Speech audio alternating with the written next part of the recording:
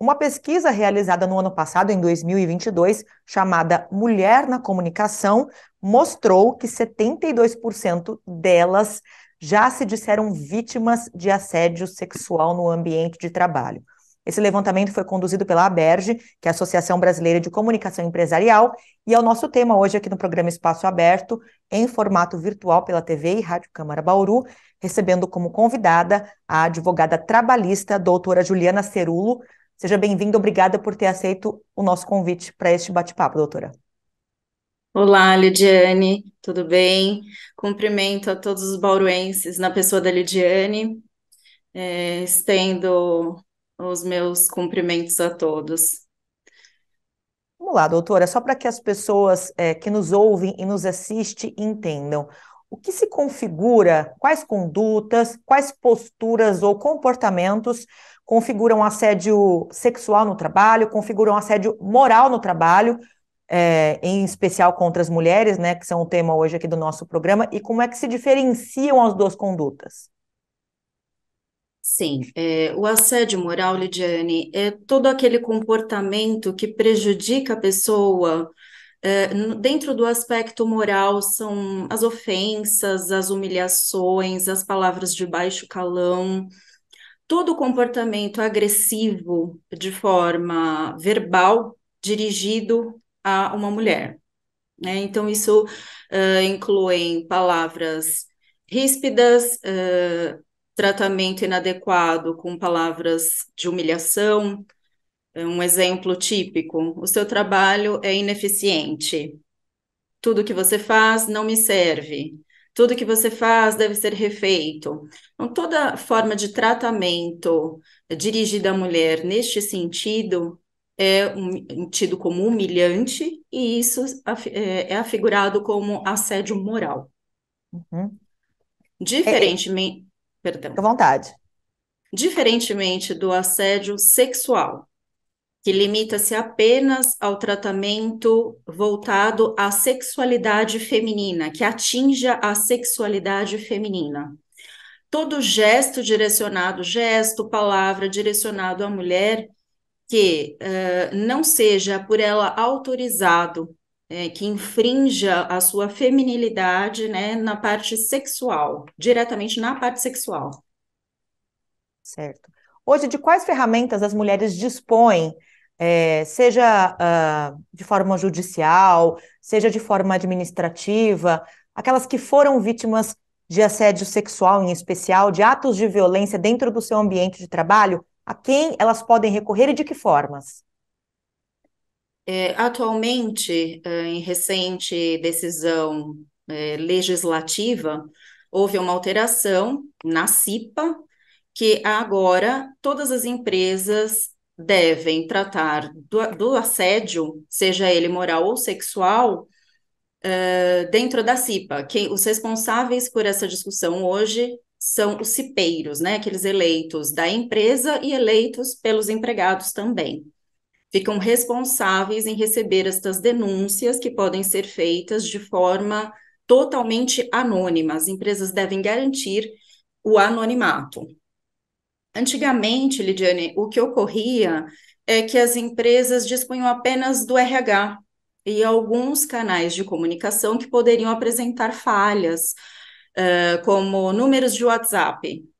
São mensagens que podem ser direcionadas a outras pessoas e o sigilo não ficaria totalmente preservado.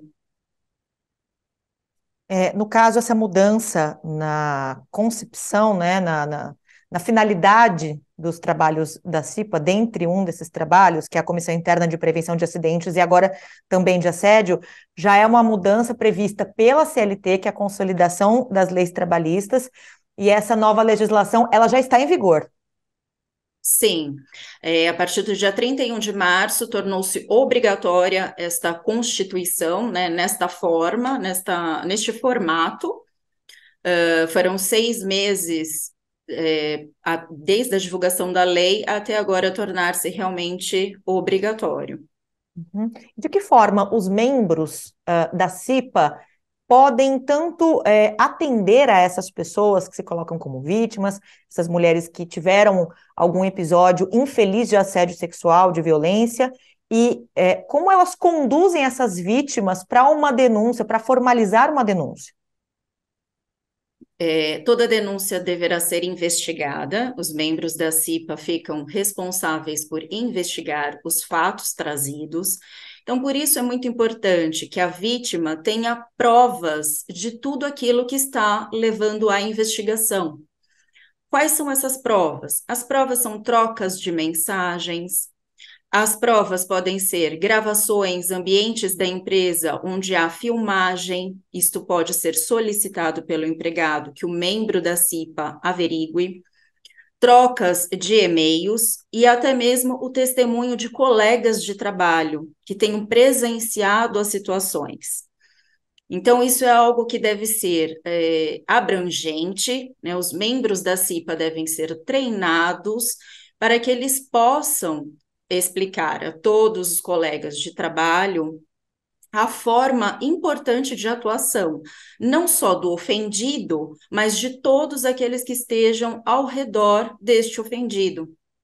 Até mesmo porque, Lidiane, o que é muito comum de ocorrer é uma denúncia isolada que gera a investigação, porém, os outros que também já sofreram com aquela mesma atitude e muitas vezes do mesmo ofensor se calam diante da ofensa. Então, por isso que é importante que haja um trabalho disseminado dentro do ambiente da empresa, para que todos tenham acesso e conhecimento de que a CIPA deverá fazer o acompanhamento destas denúncias. Apurados os fatos, isso deve ser levado ao representante do departamento pessoal.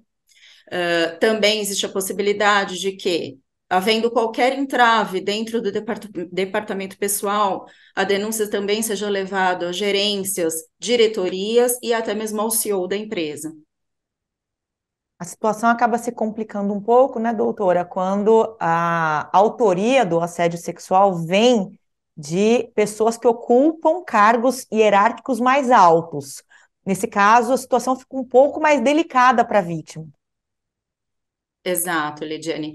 Aí o empregado pode lançar mão até mesmo de órgãos fora da empresa, né? A situação extrapola os muros da empresa, como eu costumo dizer. É algo que você tem que ter em mente, o empregado, né, necessariamente precisa entender que é algo muito sério. A empregada precisa entender que é algo muito sério e que não deve haver o receio de denunciar.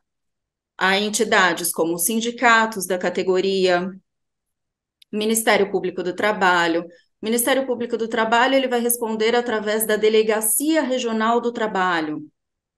São órgãos, então, responsáveis em receber estas denúncias e averiguarem o que está realmente acontecendo dentro do contexto de trabalho desta empregada e não somente no contexto dela, averiguar o que ocorre dentro desta estrutura empresarial. Uhum. Você fez um comentário, né, usou uma expressão muito interessante, e aí me surgiu um outro questionamento, que é o assédio ultrapassa os muros da empresa. Quando a vítima ela é assediada por um colega ou um chefe fora do ambiente de trabalho, então esse assédio ele pode acontecer, por exemplo, num churrasco de final de ano, por exemplo, mensagens no celular de final de semana, fora do horário de expediente, porém eles compartilham do mesmo ambiente de trabalho. Também é configurado assédio sexual no trabalho? Entra nas mesmas características legais?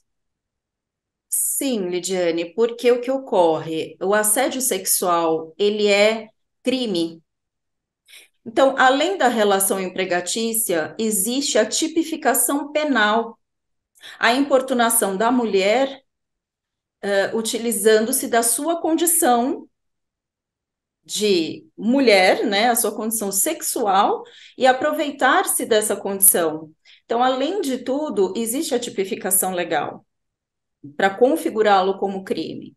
Uhum. E, havendo esse vínculo de coleguismo de trabalho, a empresa também pode ser notificada das ocorrências. Ok. Inclusive, essa adaptação, esse treinamento dos membros da CIPA, que passam a ter também essa finalidade, né, esta função de fiscalizar, né, e direcionar os casos de assédio sexual, isso também passa a ser uma obrigatoriedade da empresa de formar e treinar este corpo, e quem não se organizar, né, o gestor, né, a empresa que não se organizar nesse sentido, pode ser penalizada. Sim, estão sujeitas à aplicação de punição administrativa, né? Porque, como eu disse, existem órgãos de fiscalização. O sindicato pode receber a denúncia por parte dos empregados de que a empresa não se adequou, e também a Delegacia Regional do Trabalho pode efetuar essa fiscalização. Qual é o E prazo, aí né? haverá incidência. A gente teve essas regras que passaram a valer desde o dia 31 de março, como você comentou. Qual é o prazo que as empresas têm para se adaptarem? Então, Ligiane, na verdade, assim, as empresas já deveriam estar com esta movimentação da atualização feita.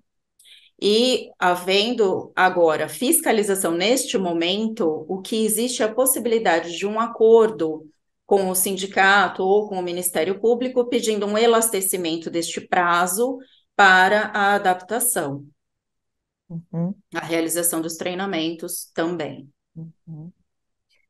Ainda voltando a falar, né, sobre os casos em que há a questão da hierarquia dentro das situações de assédio sexual nas empresas, há algum tipo de segurança que a mulher pode recorrer, né, além, é claro, do sigilo da denúncia feita aos membros da CIPA, há algum tipo de garantia de segurança a que a mulher deve recorrer, buscar? O que você recomenda?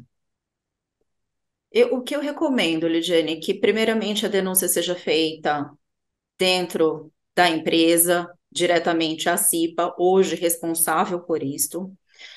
Eles têm o dever de averiguar e de dar um retorno àquele empregado, de forma afirmativa ou negativa, diante das circunstâncias que lhes foram passadas, né, as provas que foram colhidas. Não havendo uma solução efetiva por parte da empresa, representada então neste momento pela CIPA, o aconselhamento é de que haja intervenção do sindicato, né, uma denúncia ao sindicato, para que este, então, possa intervir dentro dessa situação. Uhum. Até mesmo porque, como eu disse, não há apenas a punição de indenização dentro da esfera trabalhista, extrapola a área trabalhista, atingindo inclusive a área criminal. Então, até mesmo para os empresários, não é interessante que este tipo de situação seja recorrente e que não seja punido, né? Esse tipo de situação não seja punida. Uhum. O Tribunal Superior do Trabalho, doutora, disponibiliza uma cartilha com algumas orientações, né, que ajudam a identificar o assédio sexual no ambiente corporativo, claro, também fora dele, mas além de definir formas de prevenção e instruir para essas formas de lidar com os casos. Essa orientação, esse treinamento pelos quais os funcionários, né, os membros da CIPA devem necessariamente passar a partir desse momento, já deveriam ter passado, eles podem se valer dessa cartilha, dessas informações do TST, a necessidade de contratação de um profissional especializado, como é que deve acontecer, né? Quais parâmetros devem ser seguidos dentro deste programa de treinamento? O programa de treinamento pode seguir, sim, esta cartilha do TST, porém, a cartilha, ela não é exaustiva.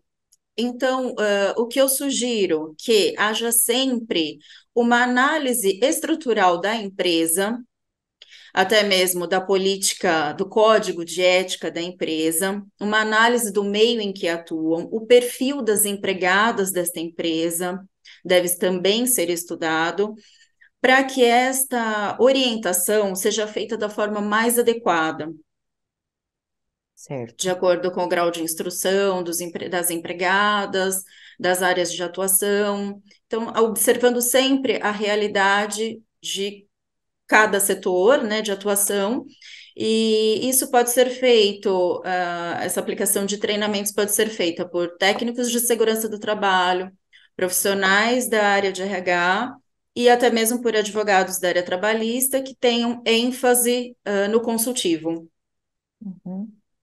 Só para a gente finalizar, doutora, a gente tem essas mudanças na CLT, né? Tem a instituição do programa Emprega Mais Mulheres, né? O objetivo, é claro, minimizar, né, reduzir ao mínimo possível o número de casos registrados de violência, de assédio sexual, de assédio moral, especialmente contra as mulheres e, neste caso da nossa conversa, no ambiente de trabalho.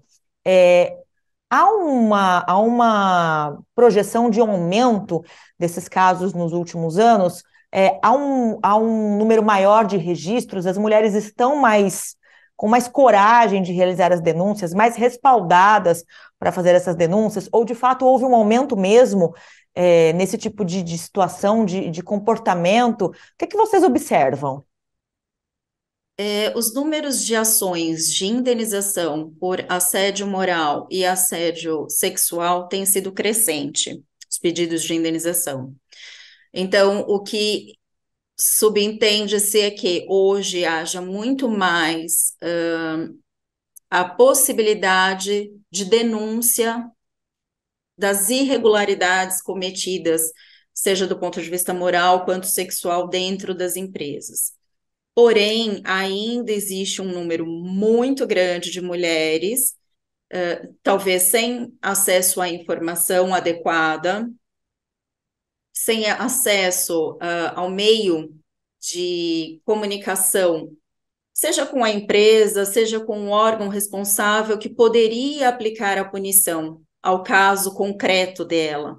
Então, o que se observa é que existe um número crescente de assédio sexual e assédio moral, e em razão disso, a legislação fez essa atualização utilizando-se do Emprega Mais Mulheres, para que haja um maior número de denúncias e efetivamente um maior número de punições, tanto para aquele que ofende, quanto para as empresas que não coíbem esse tipo de